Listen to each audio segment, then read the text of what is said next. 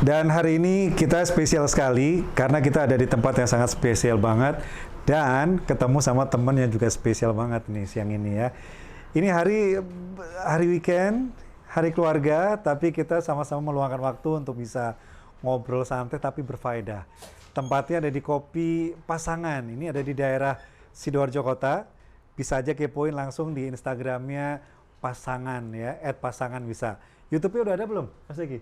Belum ada YouTube. Belum ada. Iya. Belakang ini adalah ownernya, Mas Deki. Oke, owner dari Cafe Pasangan. Udah berapa lama Cafe Pasangan ini, Mas? Kalau di sini kurang lebihnya sekitar mulai bulan November tahun lalu ya. November tahun 2020. Keren banget kan? Iya. Di masa pandemi justru lahir bisnis baru. Ini benar-benar namanya entrepreneur tuh kayak gini. Ini duo Ferry, kali ini duo Ferry. Ada Ferry Hidayat sama Mas Sandi Feriansah. Tapi lebih kondangnya namanya Ferry juga ya. Cuman kalah ganteng lah aku nih. Kalah muda, kalah ganteng lah. Auranya beda. Kalau ngomongin tentang Mas Ferry yang satu ini, depanku ini susah nih ngomongnya. Dari sisi 3 dimensi, 17 dimensi bisa dibahas tentang Mas Ferry yang satu ini. Dari karirnya oke ya. Dari edukasinya oke. Dari dunia government-nya bagus. Entrepreneurnya juga, waduh apalagi itulah. Dan Mas Ferry yang satu ini kelihatan kan auranya dari groomingnya ya. Ini beliau yang satu ini masih muda, full potensi karena dia juga merupakan pemusik juga, penyanyi juga. Jadi kalau ada namanya multi talenta, ini over multi talenta kali ya. Hari ini kita juga live dari YouTube juga, Instagram di Dulur Darjo. Karena Dulur Darjo ini keren banget nih. Satu wadah yang menaungi banyak anak muda, banyak orang-orang potensial di Sidoarjo dan juga Jawa Timur. Lewat Dulur Darjo ini kita akan memberikan banyak faedah. Faedah bisnis, faedah motivasi, faedah religius juga ada. Apapun banyak nih nanti. Nah, salah satunya juga Mas Ferry ini, karena Mas Ferry juga akan ngobrolin tentang bisnis, tentang hukum, tentang musik, tentang motivasi hidup juga. Waduh, keren banget. Ini benar-benar weekend yang faedah juga. Mas Ferry, Oke. aku ngomongnya, aku sungkan juga ini. Pemusik oke, pengusaha iya, government juga iya, tapi juga seorang ulama juga nih. Aduh, kayaknya provokator. Assalamualaikum Su. Waalaikumsalam. Aduh. Mas Ferry juga. Sebentar Mas Ferry ini sekarang umurnya berapa sih sekitarnya? Saya Sekarang tahun 2021 ini? Iya, bulan depan ini September saya 39 tahun. 39 ya. Aku pikir masih ya 27-29 lah ya. Lebih muda 10 tahun ya. Tapi bener loh ya, kebanyakan orang-orang entertain, orang-orang seni ya, itu 10 tahun sampai 15 tahun lebih muda ya. Contohnya Mas Ferry kayak gini ini looks like 10 tahun lebih muda, 29. Karena memang orang seni itu kan sering mengekspresikan ya kan lewat musik lagu. Ini nggak ada gitar ya, Mas Ferry tak suruh nyanyi satu lagu nggak ada ya? Nggak ada gitar akustik ya? Ada. Boleh dong diambilin Mbak satu gitar sebentar. Opening song. Nah, boleh. Kayaknya yang gitar biar anak-anak. Nggak serius ini spontanitas nih, spontanitas kita pengen dengerin Mas Ferry karena Mas Ferry ini dulu nama bandnya apa ya? Bandnya banyak tuh, tapi yang paling hits. Sebenarnya nggak terlalu ikut band tertentu sih. Cuman memang beberapa teman-teman memang kadang-kadang additional vokal diminta nyanyi, oke lah gitu. Cuman yang paling menarik sebenarnya buat saya begini. Ada waktu di mana saya terpaksa harus nyanyi karena saya butuh pemasukan. Tapi terpaksanya sering ya. Saya harus rantau di luar gitu. Lalu memang yang paling memungkinkan adalah nyanyi itu saya bisa ada uang untuk bisa hidup. Nah, akhirnya ya sudah berjalan. Ya, alhamdulillah sebenarnya saya banyak ketemu orang-orang yang sangat menginspirasi, termasuk saya ketemu sama Mas Ferry juga luar biasa juga. Kebalik. Jadi kalau udah baca Ferry Hidayat, Kipa, apa ya itu siapa ya nggak tahu. Nggak tahu, belum tahu. Jadi banyak orang-orang yang menginspirasi saya, menginfluence saya sehingga ya mungkin kalau dulu kita sering dengar kalimat kalau saya bisa Anda pasti bisa. Mungkin itu kalimat nggak gampang tapi juga didengar juga kenapa nggak dicoba gitu. Itu yang mendorong saya terus explore. Asik. Kita mau coba dulu nih satu lagu nih. Yuk gitaris yuk. Ayo Mas Ferry satu lagu biar menghibur viewernya para sedulur semua, Dulur Darjo ini. Ini lagu yang mau dinyanyikan Mas Ferry ini juga ada ceritanya ya. Jadi lagu yang mau dinyanyikan ini spontanitas banget loh, serius spontanitas gitar aja baru diambil, ya kan? Pemainnya pun juga spontanitas. Ayo, tapi cerita lagu ini ada cerita makna di balik lagu ini karena Mas Ferry akan menyanyikan satu lagu yang lagu ini jadi backsound dari perjalanan hidupnya Mas Ferry. Main aja. Mau musik, mau boleh duduk sini boleh. Sini boleh sini.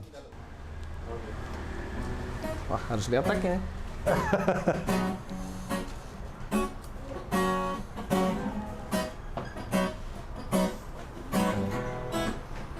Bentar.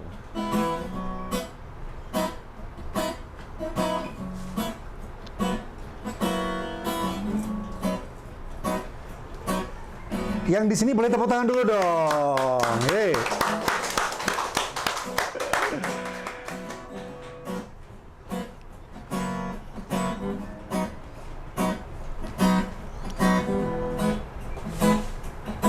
Well, you don't mean you better felt it. Tried to chill, but your heart to the melting. I fell right through the cracks. Now I'm trying to get back. Before the cool down run out, I'll be keeping it my bestest. Try to go inside, just my intervention. The reckoning's in my turn. They'll win some or learn some, but I won't hesitate. No more, it cannot wait. I'm yours.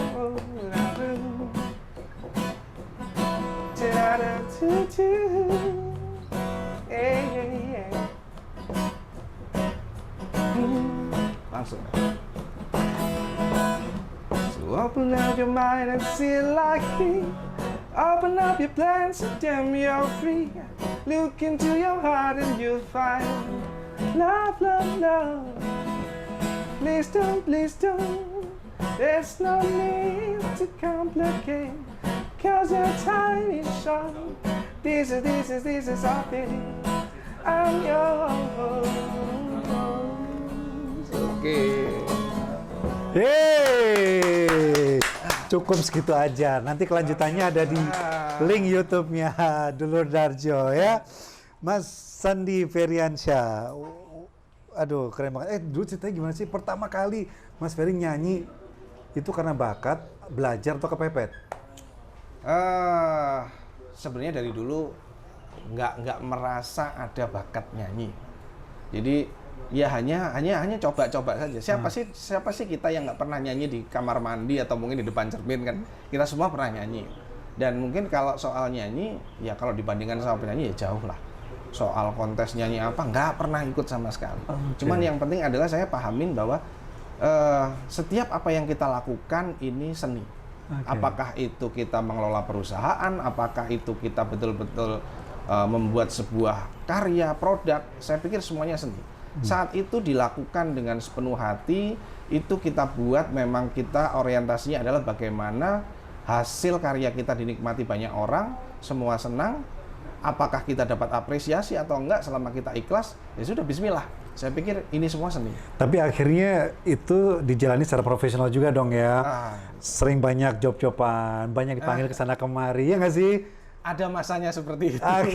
Dan itu memberikan value dong, memberikan manfaat banget ya. Betul. Dan pasti bener nggak sih Mas Ferry, ada efeknya nggak sih, dampak positifnya selama dulu, walaupun tadi dibilang nggak sengaja nyemplung di dunia entertain, di dunia musik, baik pemain band maupun penyanyi, ada nggak dampak yang dirasakan saat ini? Jadi akibat dampaknya dulu aku bekerja di dunia entertain masa muda, manfaatnya banyak nih, aku bisa manfaatkan terasa saat sekarang ini. Ada nggak hubungannya? Ya, yang pasti saya selalu bersyukur semua hal yang terjadi ini semuanya ada manfaatnya. Bahkan kalau agak bercanda gitu ya, kalau barangkali kalau anak muda atau dulur Darjo ini terus main musik dapatnya apa sih gitu. Kadang-kadang kita dalam kondisi mungkin waktu kita masih sekolah atau kita kuliah gitu kan dulu gitu. Saya juga terima statement dari orang tua, mau nyanyi terus, emang mau ngasih makan anak istri dari nyanyi. Sering, mungkin bukan cuma saya, banyak mungkin dulur-dulur Darjo yang juga seperti itu, ada kondisi seperti itu. Cuman ya buktikan gitu. Saya pikir hidup ini pembuktian, ayo kita buktikan. Sama seperti dulu saya waktu saya belajar seduh kopi, saat banyak orang belum mengenal nyeduh kopi apa sih, ya sudah nongkrong aja, ngopi saja. Saya belajar juga itu. Orang tua saya juga begitu. Bahkan bisa dibilang ini kenapa banyak biji-biji kopi berserakan di sini gitu. Tapi ya sudah gitu. Saya mau niat ini, saya mau belajar, dan sambil belajar ini saya akan tunjukkan pembuktian bahwa nggak ada suatu hal yang kita pelajari dan akhirnya itu jadi percuma, nggak ada. Benar. Efek yang paling lucu mungkin, bahkan saya ketemu istri saya ya karena nyanyi akhirnya. Itu salah satu faedahnya, ya kan?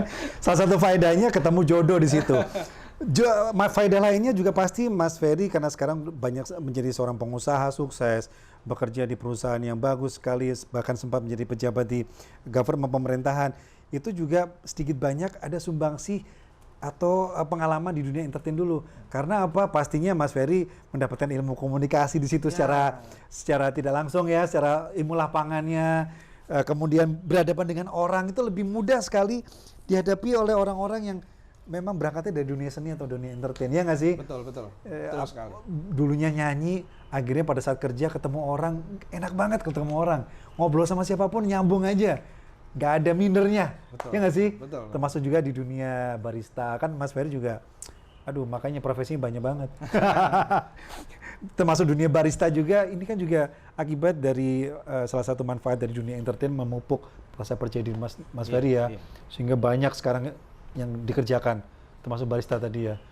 Barista itu sampai sekarang masih jalan? Masih. Dunia masih kopi?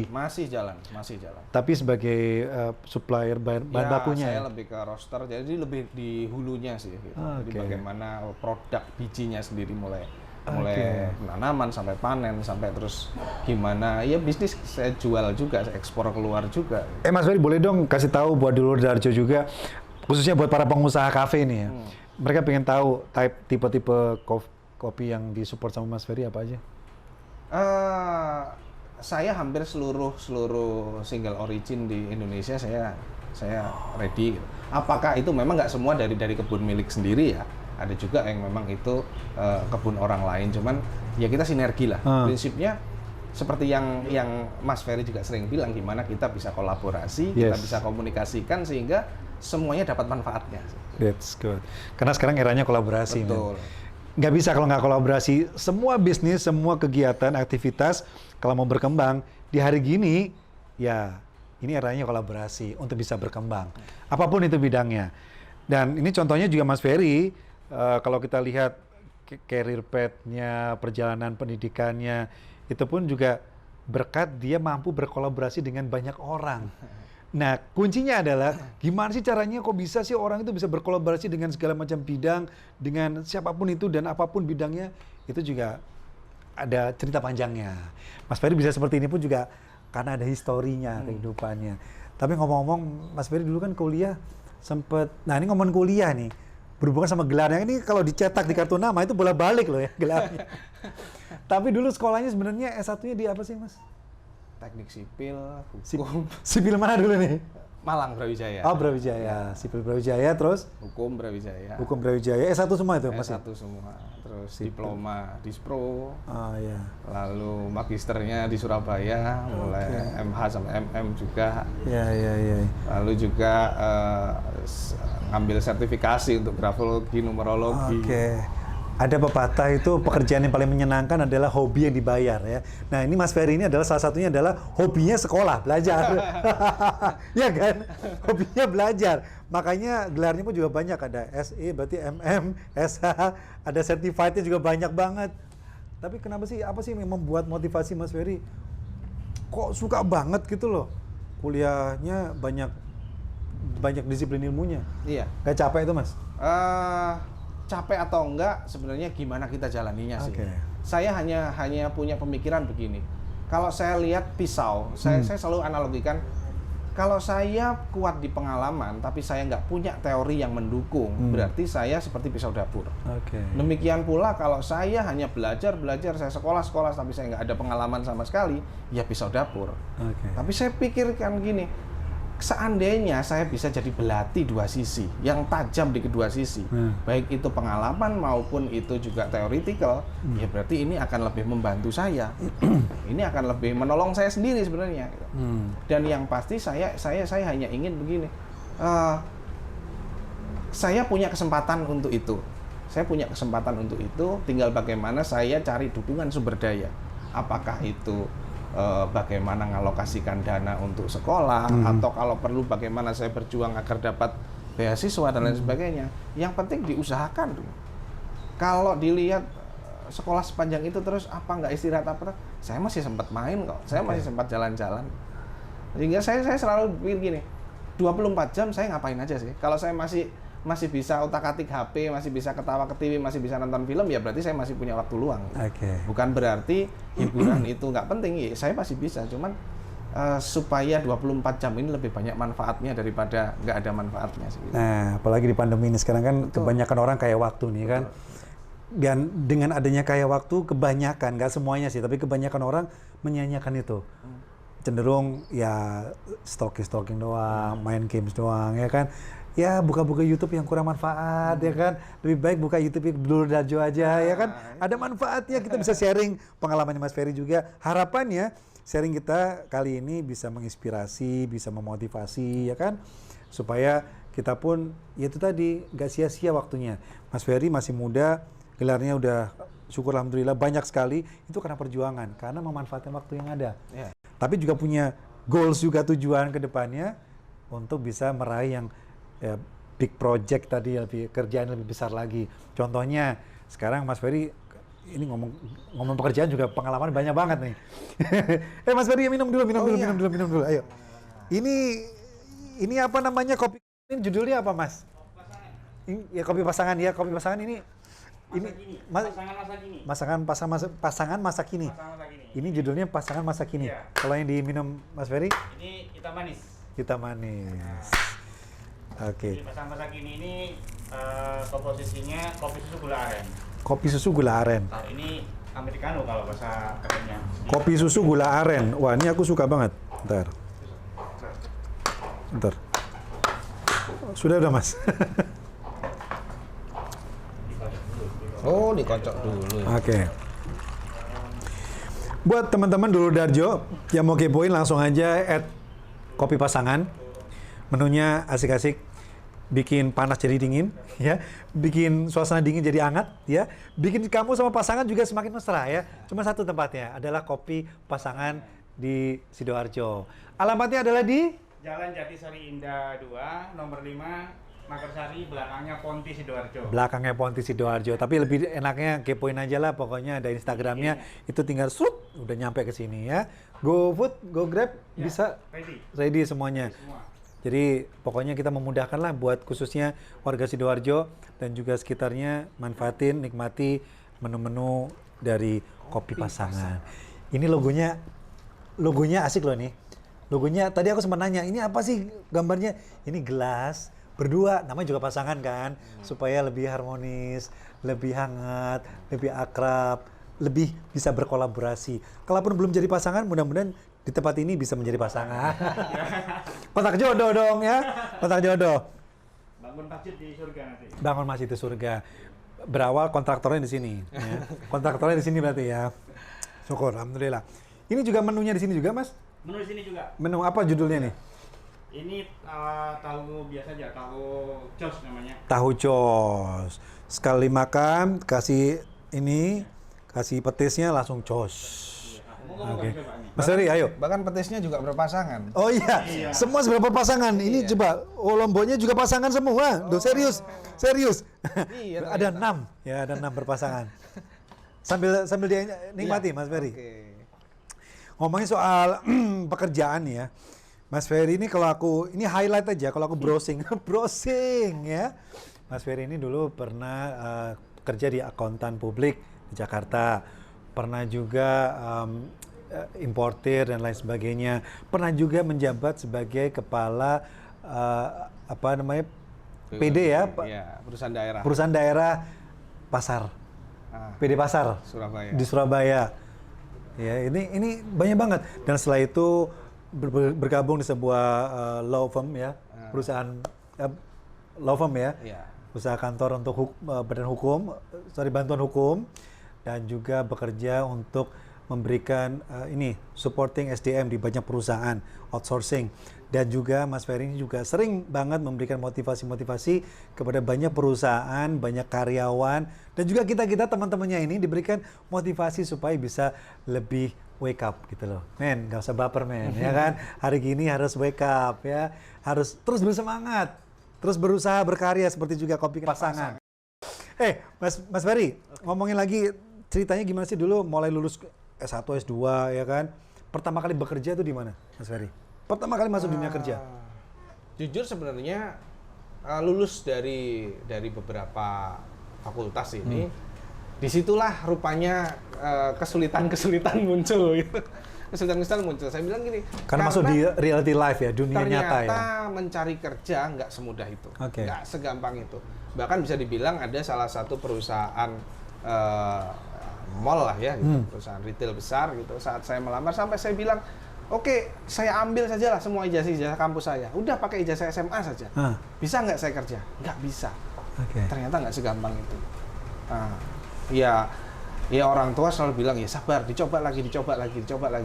Sampai akhirnya kalau mau ini coba ada usaha keluarga yang mungkin kita bisa kelola bareng. Karena memang orang tua saya selalu ingin anak-anaknya kompak. Jadi memang di rumah ada usaha. Waktu itu pertama kali kerja ya itu. Bidang apa itu, Mas? Persewaan alat pesta dan sound system. Jadi kalau bisa dibilang tahun-tahun 2007, 2008, bahkan saya juga masang tenda itu saya manjat. Tapi ke atas. rame loh tahun-tahun segitu tuh, persewaan itu rame banget. Alhamdulillah lumayan waktu itu. Nah dari situ juga akhirnya kembali lagi hobi. Saat saya putuskan dari Malang saya pindah ke Sidoarjo, kembali lagi ke Sidoarjo, alat-alat musik yang ada di Malang saya bawa ke sini dan di gudang ini saya buat studio musik. Di Sidoarjo? Di Sidoarjo. Saya buat studio musik. Nggak lama kemudian ingin upgrade gitu ya. Kembali lagi nih, kalau tadi sempat disinggung awal sama Mas Ferry, komunikasi.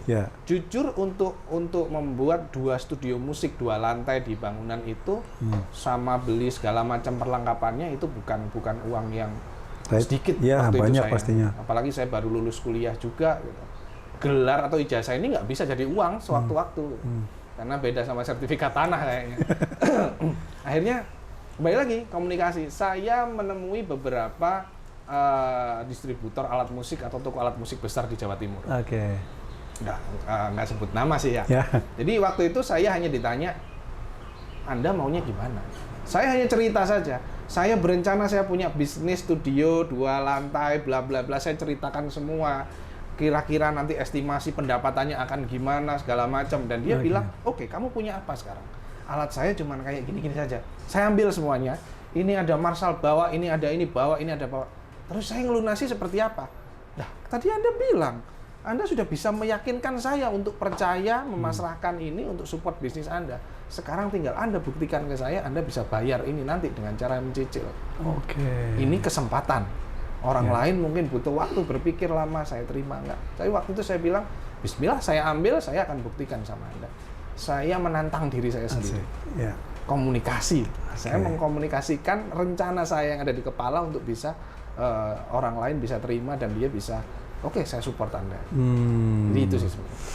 Jadi berangkat dari usaha sendiri bersama keluarga, persewaan itu tadi, itu kemudian berkembang ke mungkin persewaan dan juga di penjualan alat musik kali ya?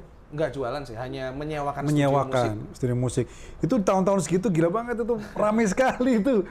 Ya kan anak band-bandan lagi tumbuh banyak banget. Itu kalau bisa jadwalnya penuh banget setiap hari ya. Iya, jadi masih zaman papan tulis kalau dulu itu dikasih tabel-tabel begini. Ya, grup apa, band apa, jam berapa. Gitu. Terus setelah itu Mas Ferry masuk di dunia pekerjaan atau dunia kantoran yang profesional. Itu pertama kali di mana, Mas? Saya ke Jakarta. Saya ke Jakarta. Dari Sidoarjo hijrah tuh ke Jakarta. Dan ini terpaksa akhirnya harus terbongkar ya. Bahkan orang tua saya pun mungkin waktu itu nggak tahu. Atau tahu tapi diam saja. Karena saya udah waktu itu perjuangan saya cari kerja di Jawa Timur ini agak susah. Jadi saya putuskan saya rantau saja lah, agak keluar gitu. Saya ke Jakarta, saya law firm, salah satu law firm besar di Indonesia gitu, saya di sana. Dan di sana niat saya satu, saya belajar dulu, saya cari pengalaman. Nah, ya alhamdulillah waktu itu juga akhirnya kenal dengan pengacara-pengacara besar yang mungkin sekarang sudah banyak di TV ini. Ya saya pelajari semuanya, bagaimana cara berbicara, bagaimana cara ambil keputusan, bagaimana cara dia sampai harus tampil seperti apa. Karena yang saya ingat beberapa pengacara senior waktu itu bilang dengan bahasa yang mungkin kalau kita cerna, kok kasar begini ya. Cuman saya anggap ini semua ilmu. Bahkan kalau boleh dibilang ada kalimat-kalimat begini. Kalau dandananmu aja seharga 100.000, mimpi kamu mau minta 10 juta. Mungkin ini akan terdengar kok menghina ya. Tapi saya anggap ini masukan, ini ilmu. Tinggal bagaimana otak saya mencerna kalimat-kalimat ini. Jadi ya sudah, akhirnya saya putuskan, mungkin bukan saya harus beri pakaian mahal, tapi bagaimana saya inner dan luarnya ini kita bisa menyampaikan, kita bisa mengkomunikasikan ini semua.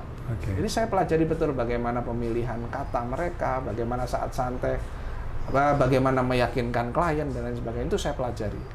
Dan 2 tahun, alhamdulillah saya bisa pulang ke Jawa Timur lagi, dan saya jadi salah satu konsultan perusahaan pemerintah di Jawa Timur waktu itu. Sampai waktu itu mungkin karir lawyer saya lagi bagus, alhamdulillah lagi bagus waktu itu. Bahkan kalau bisa dibilang, kalau teman-teman lagi ngobrol, wah ini udah beli kendaraan baru, ini habis dapat kasus gede nih. Tapi waktu itu saya bilang, saya ingin banting setir. Saya banting setir dengan nilai ya sekian digit lah waktu itu. Saya putuskan, saya akan jadi karyawan salah satu perusahaan pemerintah Surabaya. Jadi saya melamar, dan waktu itu memang bahkan pimpinannya, direkturnya sendiri saat wawancara, ngelihat kurikulum vitae, dia nanya, Anda serius? Anda tidak merasa Anda ini gila apa? Sudah punya posisi karir seperti itu, memutuskan terjun di dunia kantoran seperti ini, jadi staf loh. Ya saya bilang, kalau saya anggap ini terjun, ya saya akan menganggap saya terjun dari suatu yang tinggi ke bawah. Tapi ini nggak saya anggap terjun, ini saya mau explore. Nah, orang explore bisa jadi dia dari gunung langsung ke laut, bisa jadi dia dari gunung langsung masuk ke comberan gitu. Ya ini explore, apapun itu, ini explore. Nah, saya explore, saya putuskan melakukan itu. Cuman waktu itu ada hal yang lucu dan semua satu ruangan tertawa, saya ingat betul. Jabatan apa yang Anda inginkan saat Anda bergabung di perusahaan kami? Saya bilang, jabatan Bapak. Asik. Padahal Bapak itu adalah seorang direktur. Jabatan Bapak. Berapa lama Anda bisa sampai seperti saya? Kurang dari 5 tahun. Habis keluar dari ruangan itu dan semua tertawa, saya juga mikir, ngapain kok saya seperti itu ngomongnya ya. Tapi nggak tahu, tiba-tiba keluar aja seperti itu. Tapi karena sudah terlanjur ngomong, saya anggap saya challenge diri saya sendiri. Saya harus bisa, saya harus buktikan kemampuan ini. Nah itu saya lakukan. Dan betul, kurang dari 5 tahun saya sudah di posisi direktur. Asik. Gila banget ya. Artinya tadi kalau beberapa poin yang bisa aku tangkap ya, di mana Mas Ferry setiap ketemu orang pada saat di dunia law firm, di situ banyak belajar dengan orang, learning by doing. Yang mana itu tadi mungkin prinsip gelas kosong itu diterapkan. Artinya ketemu sama siapapun kita harus mengosongkan gelas dulu, ya kan? Karena supaya apa, kita bisa mendapatkan banyak ilmu baru, masukan baru, arahan baru. Jadikan semua orang menjadi guru dan jadikan semua tempat menjadi sekolah.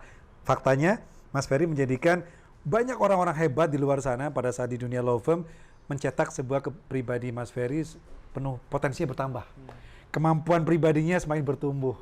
Sehingga saat negosiasi di Surabaya, yang mana tadi Mas Ferry itu seakan-akan seolah-olah udah full spec ya, tapi dia mau apply pekerjaan yang sorry to say low spec lah sebenarnya. Iya nggak sih?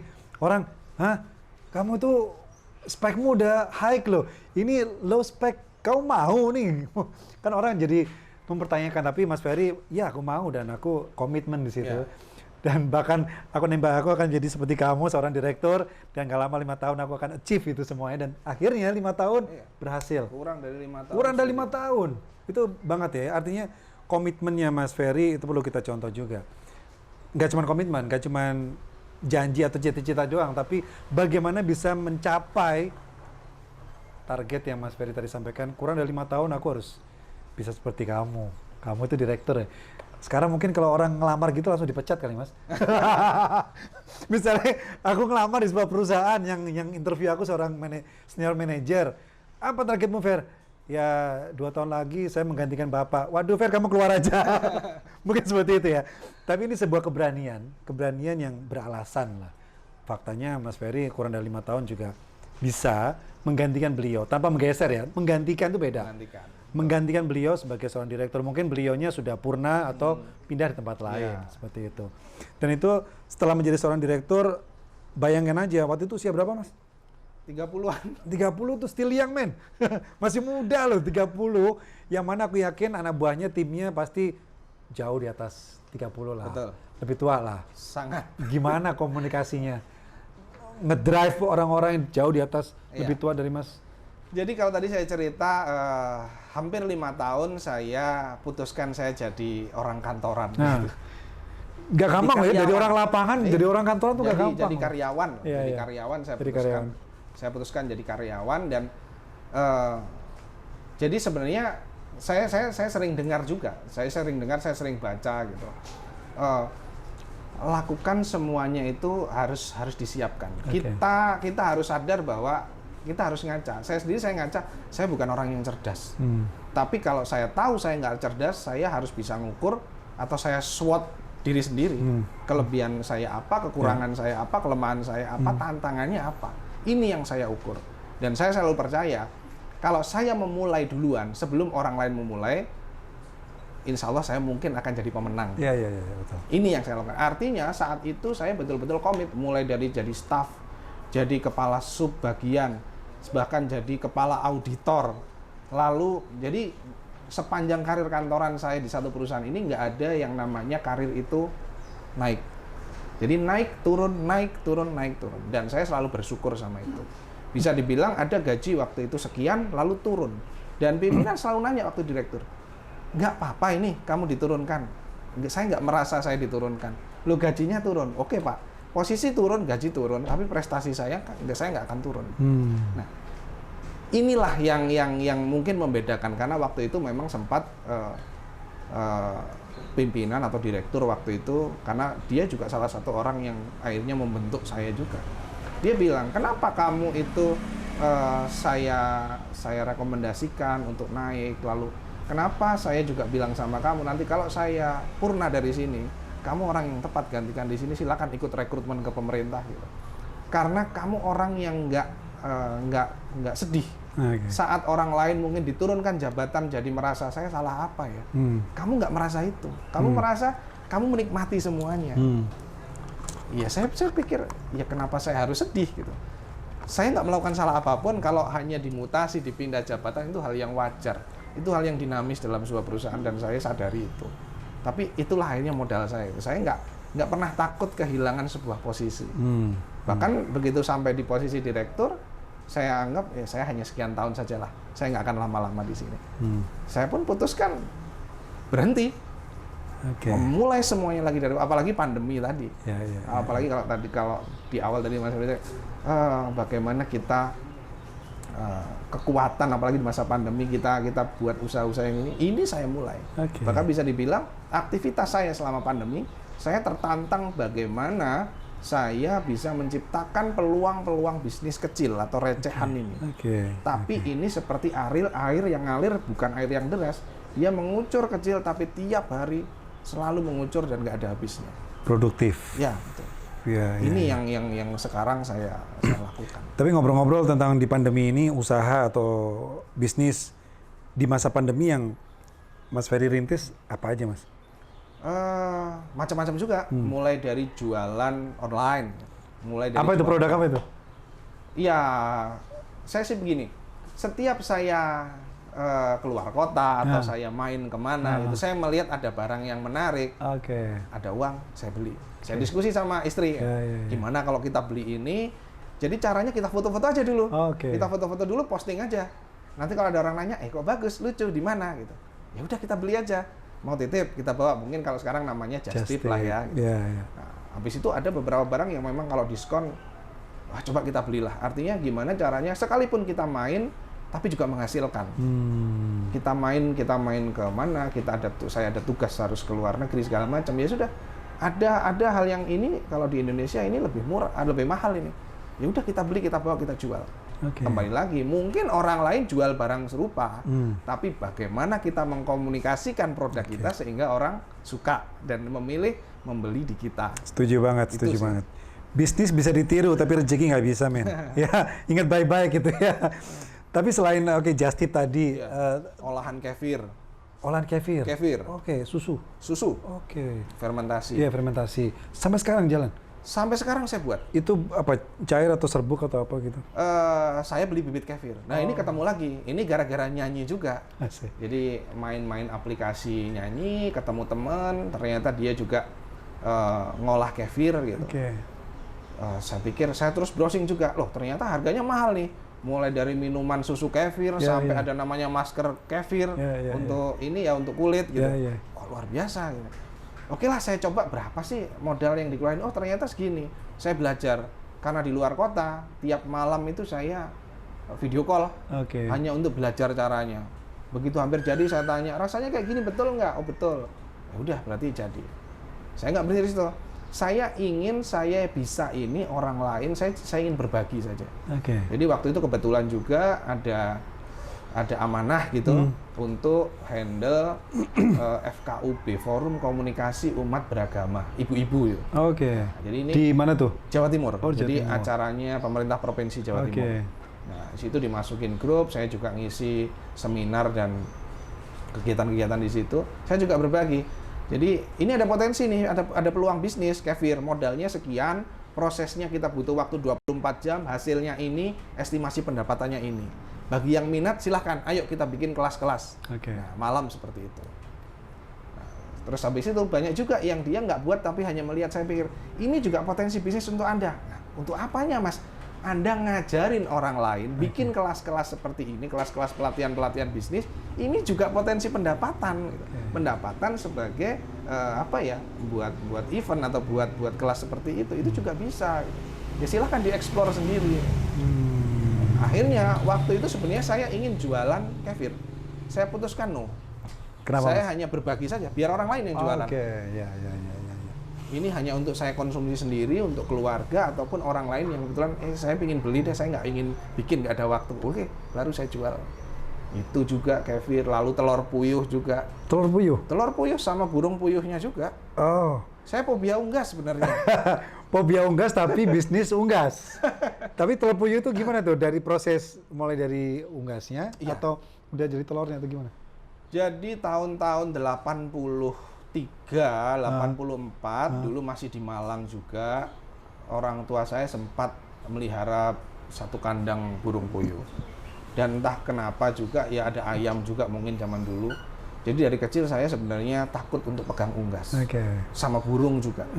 Jadi hewan yang ada paruhnya, ada cakarnya saya nggak berani pegang sampai sekarang. Cuman kembali lagi, ini pandemi, saya tertantang lagi. Telur puyuh ini ternyata harganya 30 ribuan lah kalau 1 kilo.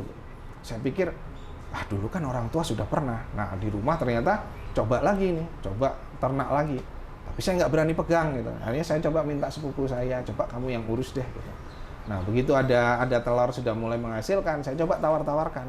Di Sidoarjo ini saya sering biasanya kalau belanja sendiri atau sama istri, belanja sayur, belanja cabai ini. Bu, ada telur puyuh, berapa biasa ambil? Sekian, saya punya, harganya saya jual sekian. Gimana minatnya? Oh iya, bawa aja ke sini. Saya bawa. Itu yang saya lakukan sampai akhirnya permintaan satu hari 10 kilo, permintaan satu hari sekian. Walaupun saya fobia, tapi kalau saya lihat saya ini potensi bisnis. Kalau ini menghasilkan, saya suka. Fobianya saya kalahkan. Fobia ini ada solusinya. Saya pakai orang lain gitu. Jadi paling tidak kalau kita berbisnis tidak harus ya. Ini mungkin tidak harus kita harus terjun ke lapangannya ya. Bisa jadi kita jadi kreatornya, think tanknya ya. Kita yang punya usulan, ide, big picture dari kita, tapi di lapangan bisa menggunakan kepanjangan tangan. Yang pasti controlling ya, maintenance itu harus terus dilakukan supaya SOP-nya jalan nih, bisnisnya berjalan. Nggak cuma dimodalin aja, nanti bilangnya bangkrut, Mas. Gagal Mas, enggak, tapi kita tetap memaintain-nya, memantaunya Mas ya. Betul. Itu unggas, kemudian tadi kefir itu juga manfaatnya gede banget tuh, banyak loh itu Mas. Lagi tren tuh sekarang buat masker, Iya. kecantikan juga banyak sekali gitu. Mas, ini ada terima pertanyaan nggak? Oh enggak, oke. Baik, Mas Ferry, kalau sekarang kan aku lihat nih, mungkin nggak tahu, mungkin baru setahun apa 2 tahun terakhir ini, Mas Ferry juga bergelut bikin bisnis atau usaha atau kolaborasi dengan teman dan lain sebagainya, bikin supply SDM kan ya, support SDM, Betul. outsourcing Iya. ke banyak perusahaan. Itu emang bener ya sampai sekarang? Iya, jadi sebenarnya bukan perusahaan saya. Oke. Jadi memang saya ada kenal seorang yang dia punya perusahaan outsourcing. Oke. Memang sudah jauh-jauh hari, mulai tahun 2012 kami sudah kenal. Dan kebetulan dulu perusahaan saya juga menggunakan jasa beliau untuk support SDM. Nah, memang beliau ajak, Pak, kalau ada waktu luang, join yuk sama perusahaan kami dibantu gini. Saya bilang, selama saya masih di perusahaan ini, saya nggak akan nyabang. Saya akan sampai tuntaskan di sini. Nah, betul, akhirnya 2019 saya sudah pensiun, gitu. Akhirnya beliau, Pak, ini udah pensiun, gimana kalau join? Oke, saya akan support di sana. Nggak support, Pak, Anda masuk di kami, ayo kita kolaborasi, kembangkan perusahaan ini. Ah, saya oke gitu. Oke, saya ikut di situ. Nah, sampai sekarang pun akhirnya jalan. Nah, tinggal bagaimana beliau yang punya perusahaan dan jadi kalau menurut beliau gini, saya punya banyak pemikiran dan saya butuh ini dipecah dan ini diaplikasikan, ini dijalankan, dieksekusi. Nah, saya yang mecah-mecah dan eksekusi. Ini bisa dilakukan sekarang. Ini dilakukan bulan depan. Tahun depan kita harus begini. Jadi planningnya jalan, terus controlling sama-sama dilakukan, segera activating dan kita evaluasi. Jadi ya akhirnya berjalan seperti ini. Selain outsourcing, oke, sebelum nanti masuk ke pekerjaan lainnya, aku juga pengen tahu Mas Ferry. Mas Ferry kan punya disiplin ilmu banyak banget tuh, dari ekonomi, sipil, teknik, kemudian juga hukum. Sebenarnya dari kesekian banyak disiplin ilmu atau gelar yang Mas Ferry miliki sekarang, yang paling kepake dan fleksibel untuk bisa dipakai, gelar yang mana nih? Semuanya kepake. Oke. Sekarang semuanya kepake. Nggak ada yang kepake. Iya, semuanya kepake. Semuanya kepake. Semuanya kepake. Dan yang paling potensial dari SH-nya, SE-nya atau tekniknya, potensial menghasilkan duit. Semuanya menghasilkan. Semuanya juga menghasilkan. Semuanya menghasilkan. Oke, termasuk juga pengalaman di dunia entertain juga. Semuanya menghasilkan. Iya. Artinya hidup ini nggak ada yang sia-sia, men. Iya.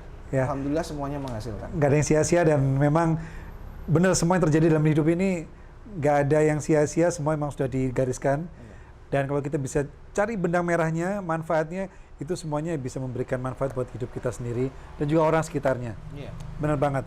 Contohnya juga, Mas Ferry sekarang ini nggak tahu udah berapa lama punya mainan baru nih, media. Oke. Judulnya apa Mas namanya?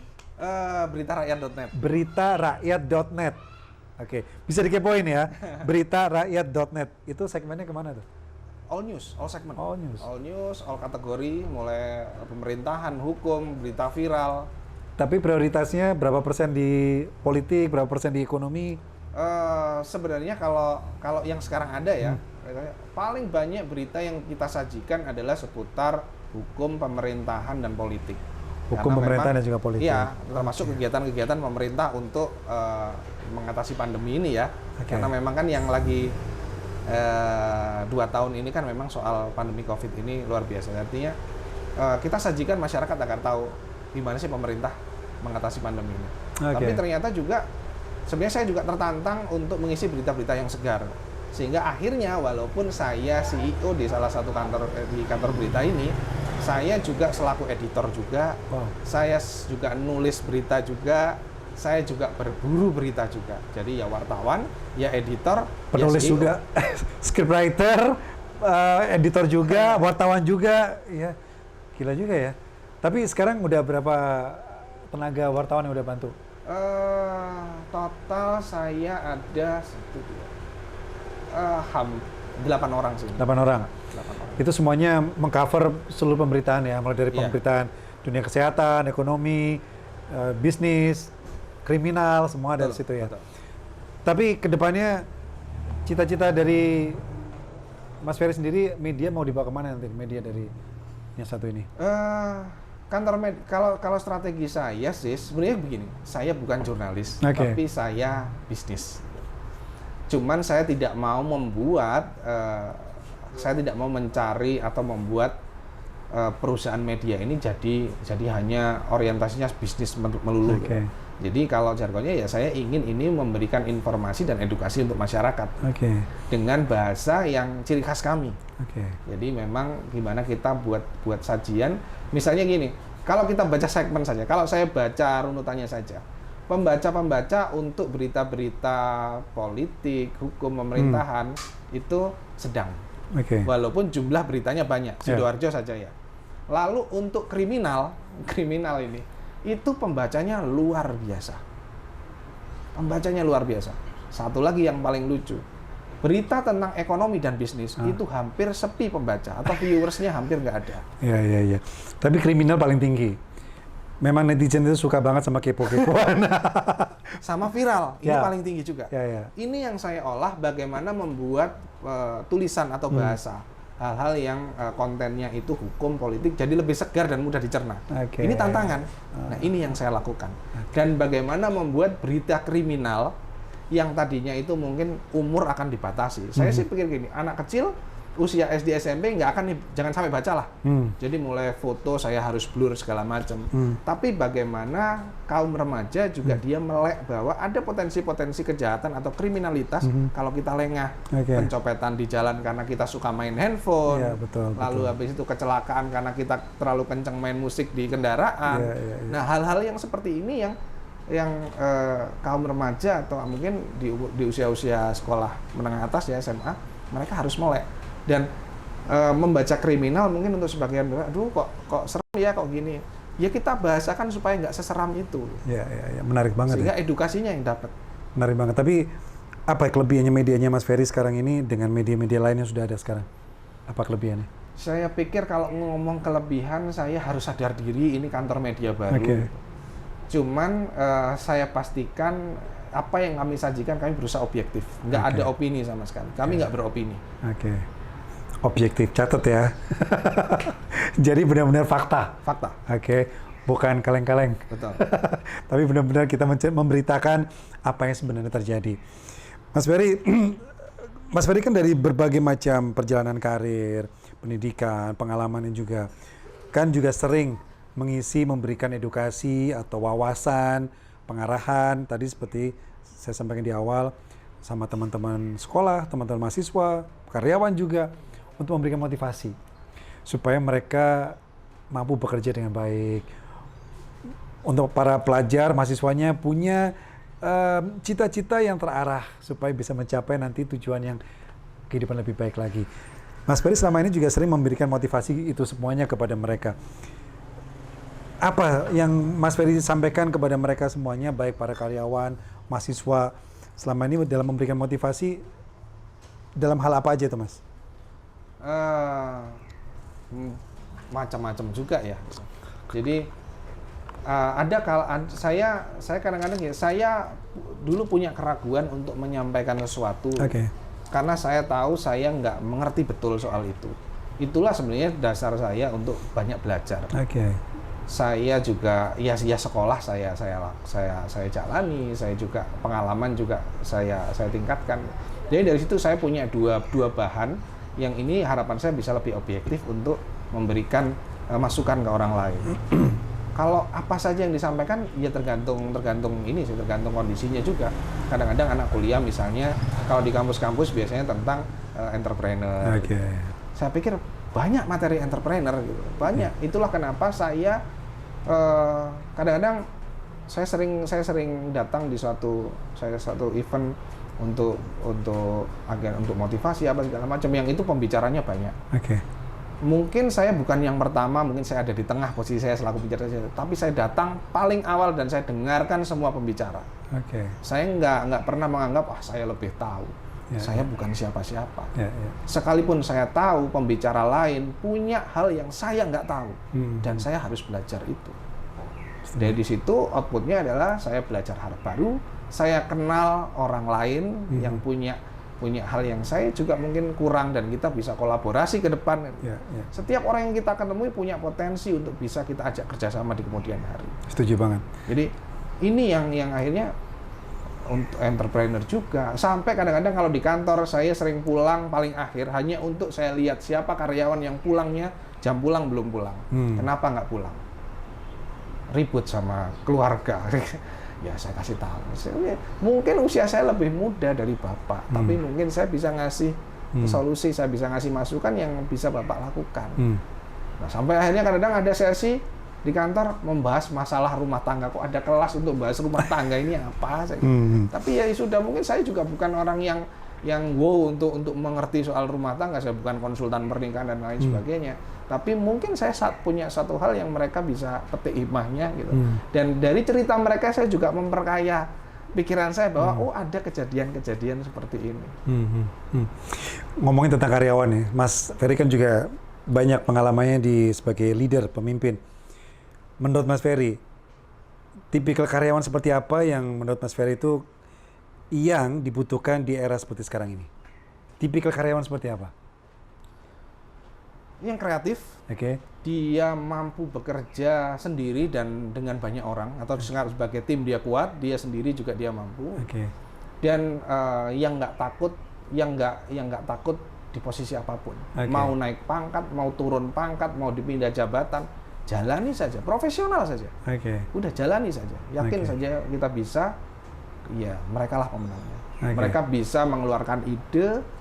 Kalau nggak bisa dieksekusi idenya, mereka bisa ngobrol sama sesama rekan kerja dengan timnya untuk, ayo gimana nih, saya punya ide seperti ini, gimana eksekusinya? Oh, caranya seperti ini. Nah, cara-cara kolaborasi ini yang luar biasa. Ini orang-orang yang bisa menyatukan banyak orang untuk menghasilkan sebuah karya yang luar biasa.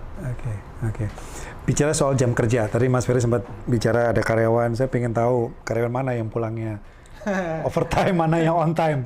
Tapi bicara tentang jam kerja ini, menurut Mas Ferry bagaimana buat karyawan-karyawan yang dia lama di kantor tapi kurang produktif, atau dia bekerja secara sesuai pekerjaan yang dia kerjakan. Artinya ada quote atau pepatah yang bilang, are you productive or just busy? Kan ada tuh. Jadi kamu kelihatannya sibuk aja tapi nggak produktif, atau kamu nggak terlalu sering kelihatan di kantor tapi kamu produktif. Baik produktif untuk memberikan value untuk perusahaan maupun pada dirimu sendiri. Kalau Mas Ferry sendiri menanggapinya, menurut Mas Ferry suka atau karyawan yang lebih suka dia sering di kantor lama atau tidak, tapi tidak produktif, atau karyawan yang biasa aja, datang on time, pulang juga on time tapi produktif? Iya, jawaban saya mungkin begini ya. Sebenarnya kita semua dalam semua aktivitas kita adalah bagaimana kita bisa memainkan peran kita. Demikian pula saat peran kita sebagai leader, bagaimana kita bisa memahami dan menggiring anak buah kita atau karyawan kita bekerja sesuai perannya. Ada yang mereka harus produktif tanpa melihat kehadiran. Contoh seperti sekarang saya ada kantor berita, wartawan saya bilang, sistem kerja di sini adalah produktif. Saya nggak mau nanya Anda kok nggak ngantor, kok nggak kelihatan hadir. Buat saya bukan apa-apa. Tapi yang penting dalam satu hari berapa tulisan yang bisa Anda kirim ke redaksi.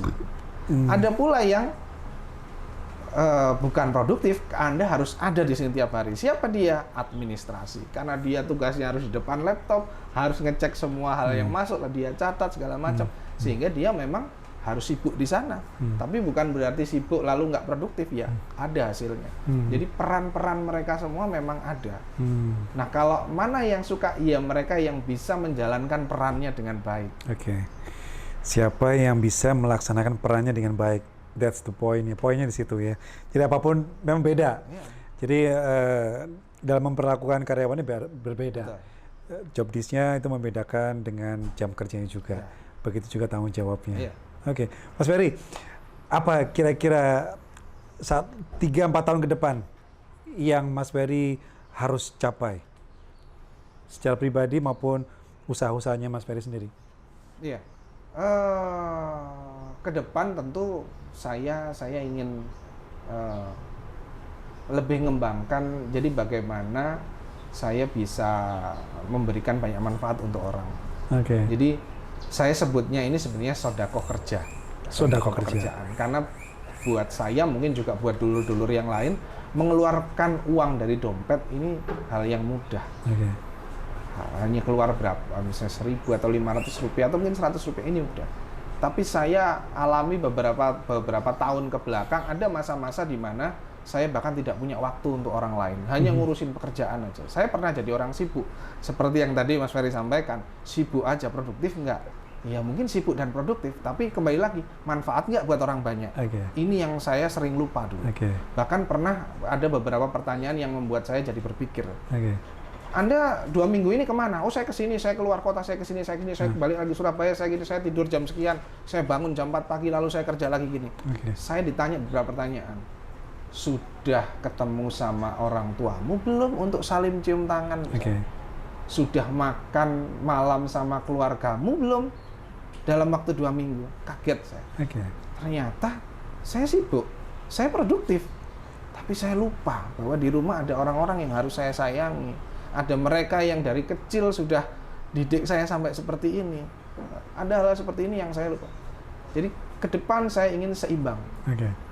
Hobi saya jalan, karir saya jalan, dan saya nggak lupa sama orang-orang yang ada di sekitar saya.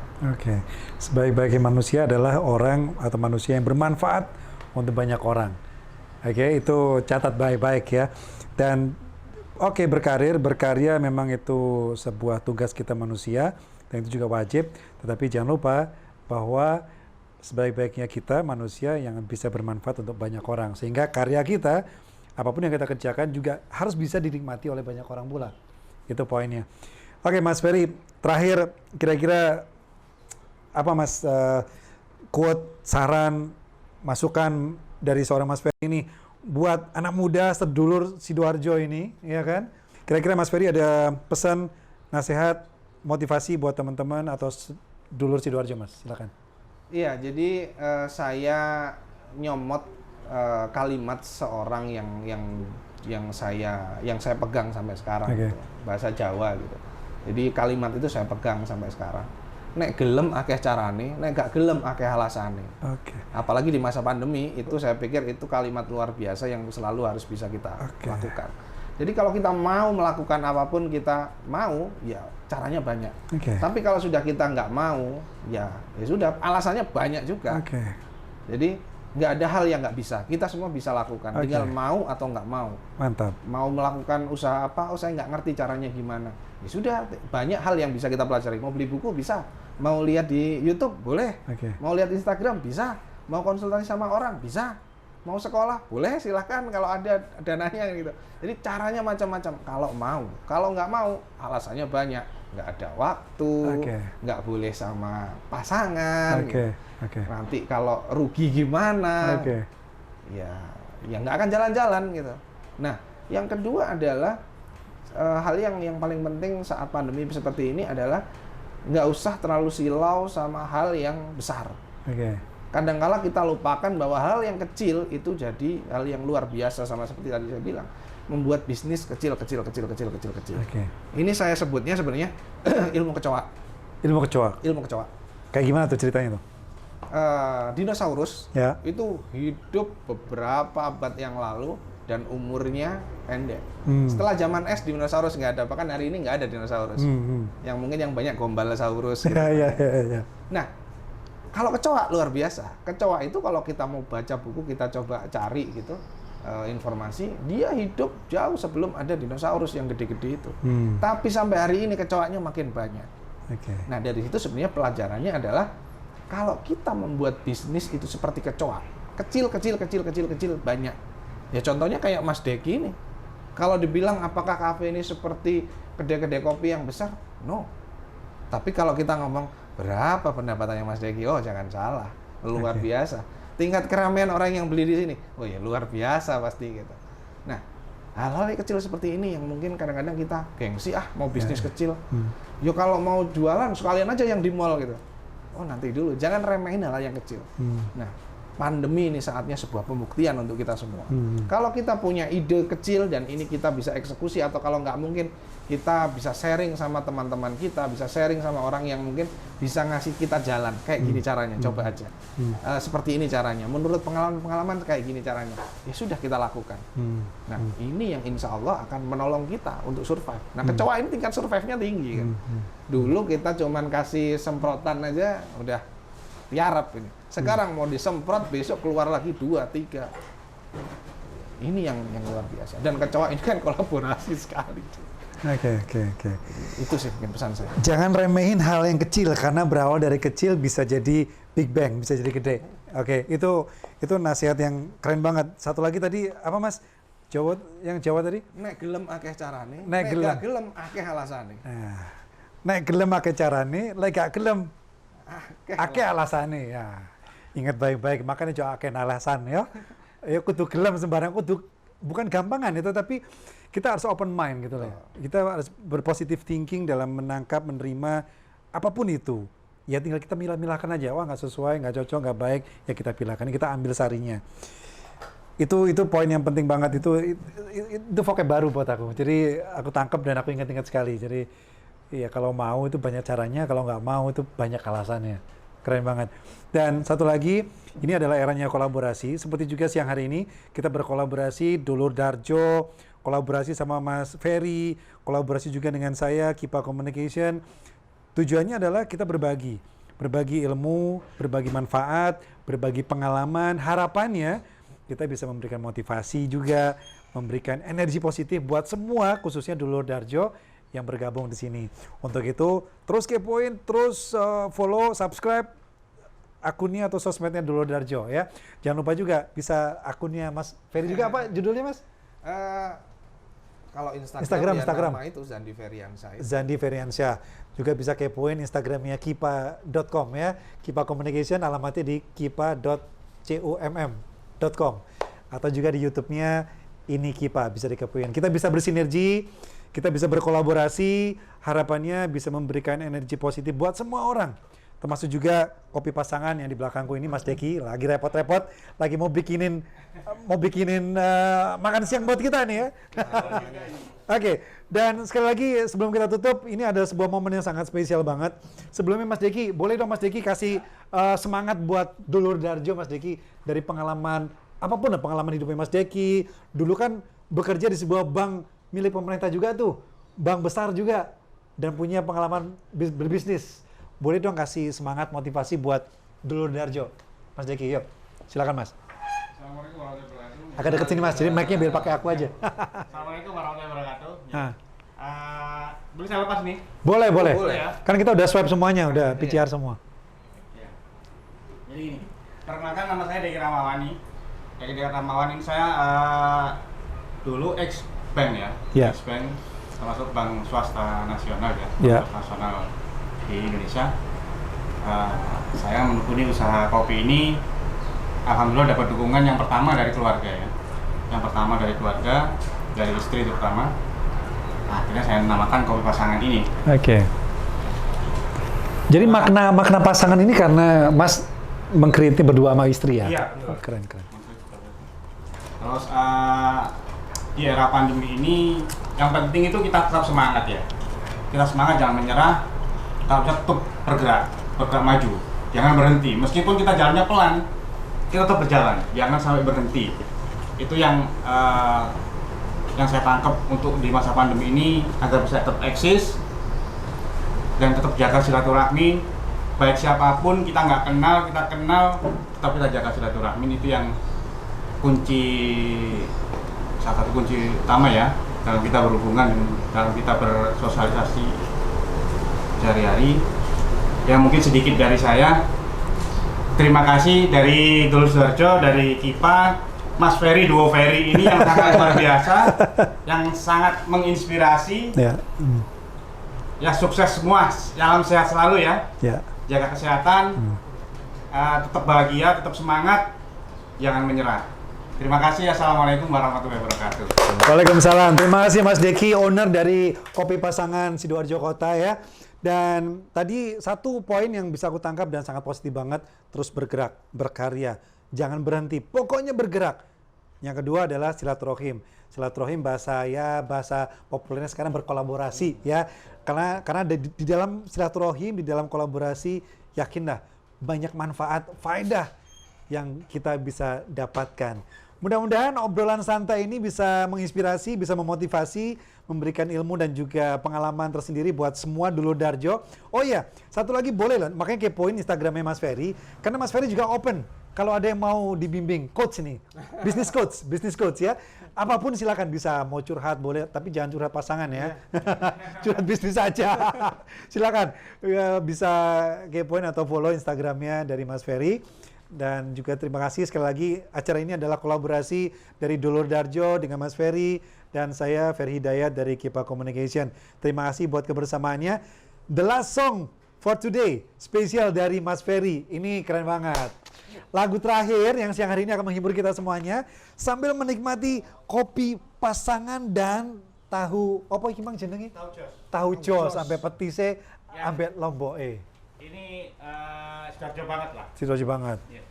Ini khas tahu petis Sidoarjo kira ya. Iya. Jangan lupa follow Instagramnya Kopi Pasangan ya. Yuk, satu lagu terakhir spesial dari Mas Ferry. Kalau ada yang bisa nyanyi, kita nyanyi semuanya ya. Oh iya.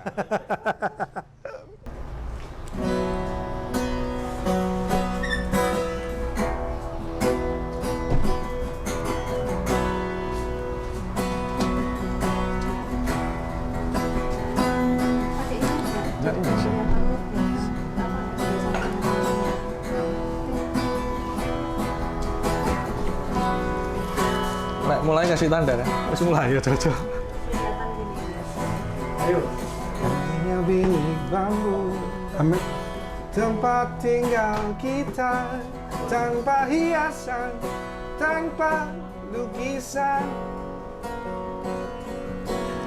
beratap jerami, beralaskan tanah. Namun semua ini dunia kita.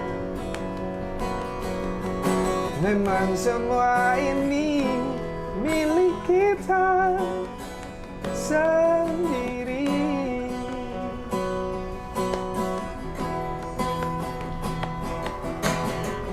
Ya, alam-alam pagar rumah kita tanpa anyeli, tanpa melati,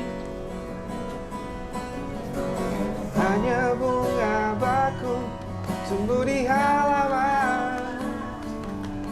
Namun semua itu punya kita. Memang semua itu milik kita sendiri.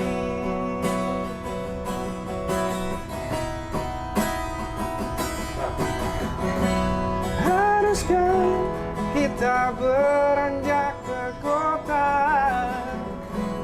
yang penuh dengan tanya? Lebih baik di sini, rumah kita sendiri. Segala nikmat dan anugerah yang kuasa,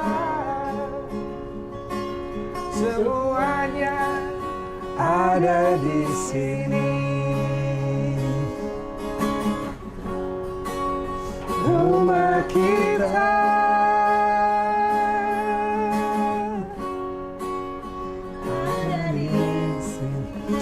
Baik, sekali lagi kami mengucapkan terima kasih buat kebersamaannya.